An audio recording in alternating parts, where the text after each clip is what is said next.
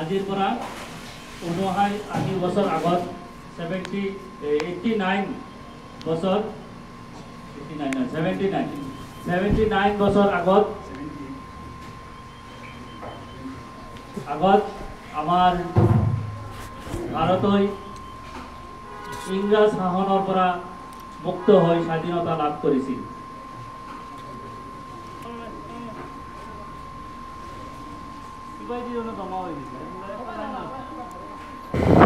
হে দোস্ত, আজি মই যাবলৈ ওলাইছোঁ আমবাৰী বজাৰৰ ওচৰতে লাগি থকা আমবাৰী উচ্চতৰ মাধ্যমিক বিদ্যালয়ত।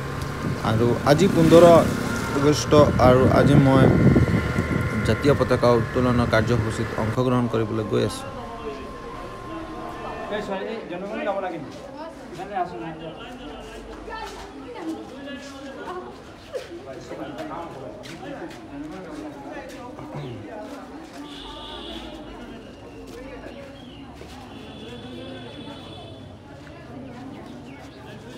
আমাৰ জাতীয় পতাকাখনক আমি চালামি দিম।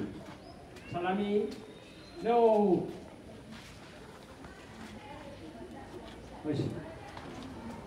কংগ্ৰেছ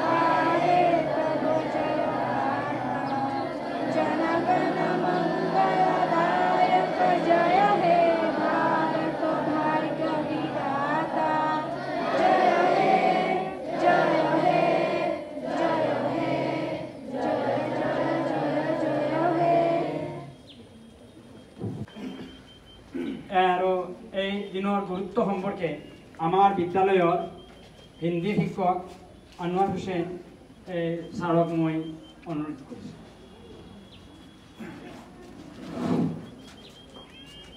উপস্থিত আজিৰ স্বাধীনতা দিৱসৰ পতাকা উত্তোলনৰ কাৰ্যসূচীত উপস্থিত থকা আমাৰ আমবাৰী উচ্চতৰ মাধ্যমিক বিদ্যালয়ৰ অধ্যক্ষ মহোদয়, আমাৰ বিদ্যালয়ৰ পৰিচালনা সমিতিৰ সভাপতি মহোদয়, মোৰ সহকৰ্মী শিক্ষক গুৰুসকল আৰু বিদ্যালয়ৰ অন্যান্য কৰ্মচাৰীসকল, লগতে মোৰ অতি মৰমৰ ছাত্ৰ ছাত্ৰীসকল, আজি 79 সংখ্যক স্বাধীনতা দিৱস। আজিৰ পৰা 79 বছৰ আগত 79 বছৰ আগত আমাৰ ভাৰতই ইংৰাজ শাসনৰ পৰা মুক্ত হৈ স্বাধীনতা লাভ কৰিছিল। আমি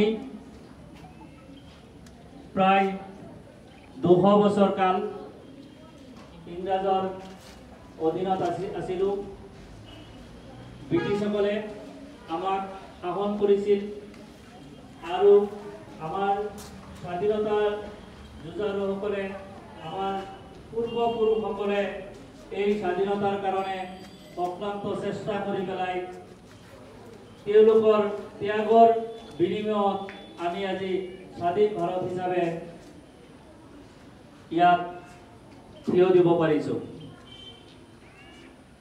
আমাৰ এইটো বহু গৌৰৱৰ কথা। সেয়ে আমি আমাৰ পূৰ্বপুৰুষ যিসকলে স্বাধীনতা সংগ্ৰামত নিজৰ জীৱন বলিদান দিছিল, সেইসকল নমস্য ব্যক্তিসকলক আমি অন্তৰৰ অন্তঃস্থলৰ পৰা মনত পেলাব লাগে।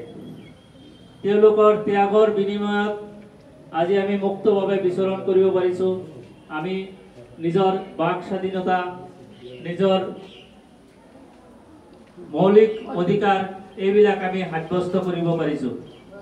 গতিকে এই আজিৰ দিনটোৰ তাৎপৰ্য এইখিনি কৈ মই মোৰ চমু ভাষণ ইয়াতে সমাপ্ত কৰিলোঁ। মই তেওঁক আহ্বান কৰিছোঁ যে আজিৰ দিনটোৰ গুৰুত্ব আৰু তাৎপৰ্যপূৰ্ণ বিষয়ে ক'বলৈ দুআষাৰ ক'বলৈ মই অনুৰোধ কৰিছোঁ।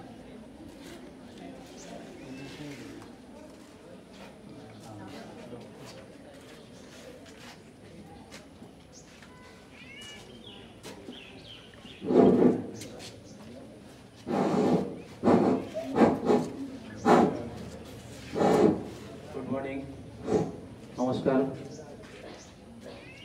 আজি 15 আগষ্ট আমি সকলো ইয়াত সমবেত হৈছোঁ।